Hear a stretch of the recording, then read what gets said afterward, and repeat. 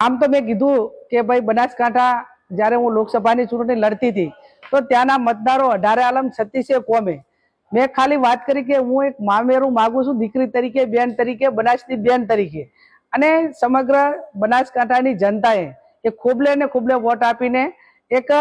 જે સંસ્કૃતિ ને એક પરંપરા હતી એને સાચવી રાખવાનું કામ એ બનાસકાંઠાની જનતાએ 2024માં કર્યું। એ બનાસકાંઠાના પુત્ર, બનાસકાંઠાના દીકરા તરીકે જ્યારે એ વાત કરે છે ત્યારે એ બનાસકાંઠાની જનતાનું એમને અપમાન કર્યું છે, એમને માફી માંગવી જોઈએ। અને બહુ એવડો મોટો પાવર હોય, સામદામ દંડ ભેદને રાજનીતિનો, મંત્રીનો, સત્તાનો, તો એમને 2027ની વિધાનસભાની ચૂંટણી બનાસકાંઠામાં લડવી જોઈએ। અને હું પણ મારા મોવડી મંડળને વિનંતી કરીશ કે જ્યાં પણ જગદીશભાઈ વિશ્વકર્મા ચૂંટણી બનાસકાંઠામાં લડવા માંગતા હોય ત્યાં મને પણ ટિકિટ આપે,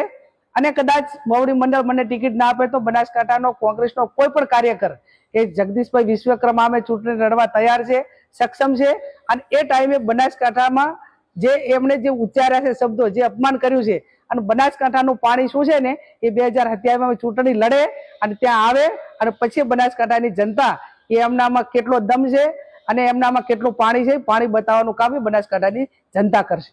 થેન્ક યુ।